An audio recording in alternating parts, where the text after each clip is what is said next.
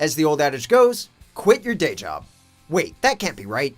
Welcome to WatchMojo.com, and today we're counting down our picks for the top 10 actors who left a movie for shocking reasons. And then I was fat and unemployed.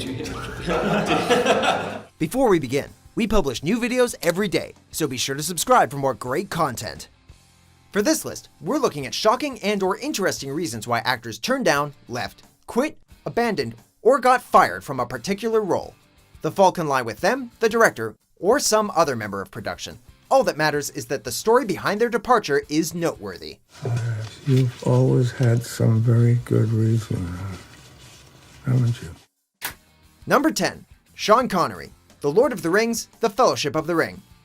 A staple on pretty much every list of actors who turned down iconic movie roles, Sean Connery's decision to turn down the role of Gandalf in the Lord of the Rings trilogy is a serious head-scratcher. The Academy Award winner reportedly declined Peter Jackson's offer to play the bearded wizard because when it came to the script, he, quote, never understood it. You know who did understand it? Ian McKellen. You shall not pass! The worst part is that had Connery taken the role, he would have owned 15% of the trilogy's worldwide box office receipts, a number that could have mounted to over $400 million. That's a lot of money, Mr. Bond. Mr. Bond, I suppose you wouldn't care to, raise the limit? I have no objections. Number 9. James Remar, Aliens. I'll shove that bat up your ass and turn you into a popsicle. James Remar, best known for his portrayal of Ajax in the cult classic The Warriors, and for playing Dexter's father Harry Morgan on Dexter, was director James Cameron's first choice to play Corporal Dwayne Hicks in the sequel to 1979's Alien. However, a couple of weeks into production, he was replaced by Michael Biehn. Let's do it.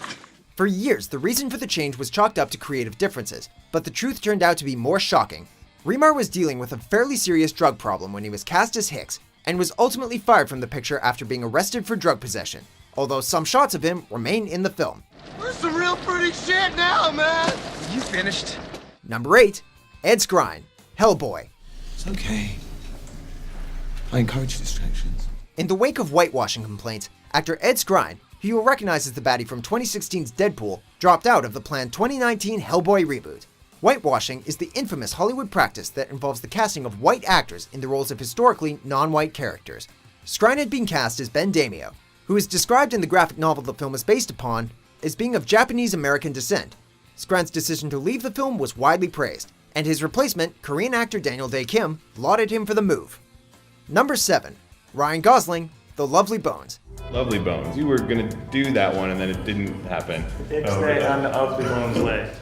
In yet another instance of an actor being fired, only to claim he left over creative differences with the director, the truth behind Ryan Gosling's departure from The Lovely Bones is far more intriguing than what was originally reported.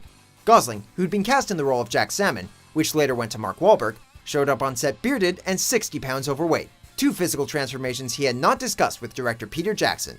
Jackson was understandably perturbed by the sudden change in the lead actor's appearance and fired him.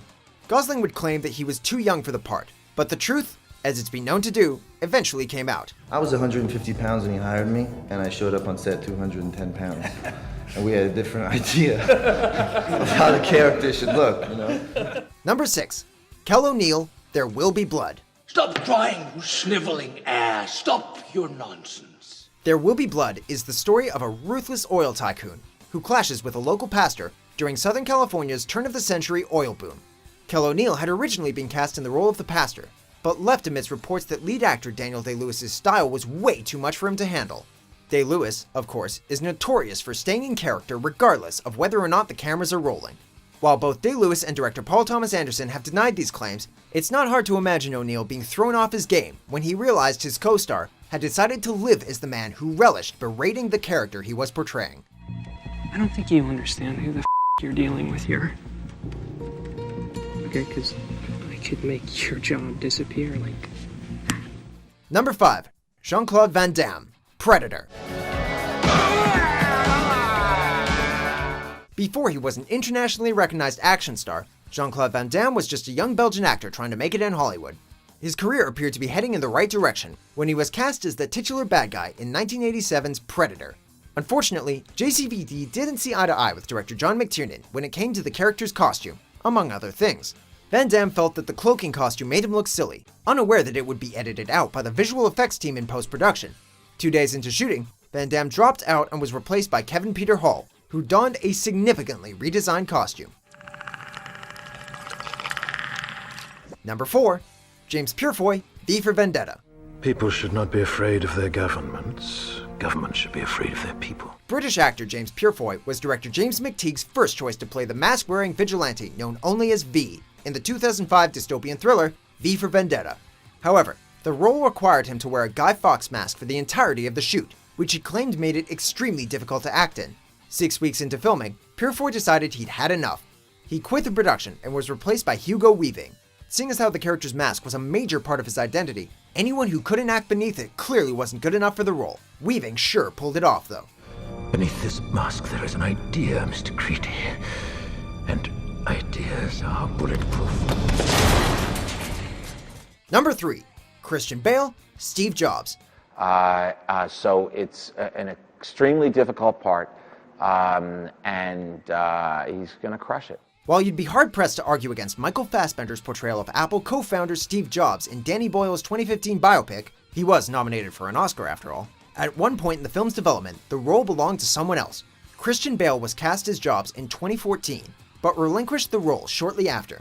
The story goes that Steve Jobs' widow, Lorene Jobs, called Bale and begged him not to do the film. While his official position is that he left due to conflicted feelings over the part, we think the pleas of Lorene Jobs had something to do with it. Wonderful director, everything seems absolutely fantastic. Sometimes you have to realize that you're not the right piece of the puzzle. Number 2. Buddy Ebsen, The Wizard of Oz.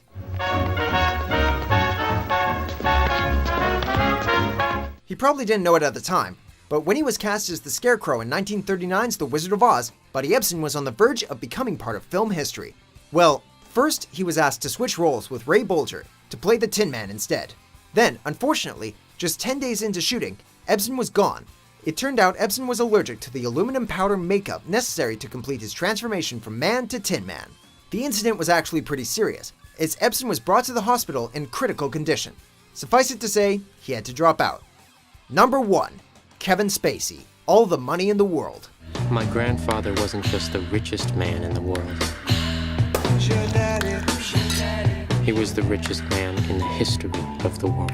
2017 was the year of the Hollywood sex scandal, and Kevin Spacey was one of the celebrities who lost the most after he was accused of assaulting a 14-year-old Anthony Rapp in 1986. Within 2 weeks of Rapp coming forward, Spacey had not only been accused by others, Netflix also dropped him from both House of Cards and a Gore Vidal biopic he was set to star in. Perhaps even more shocking was the fact that Spacey was completely removed from All the Money in the World and replaced by Christopher Plummer about a month before its release. Recasting actors during production is one thing, but swapping them out so close to the release date is pretty much unprecedented.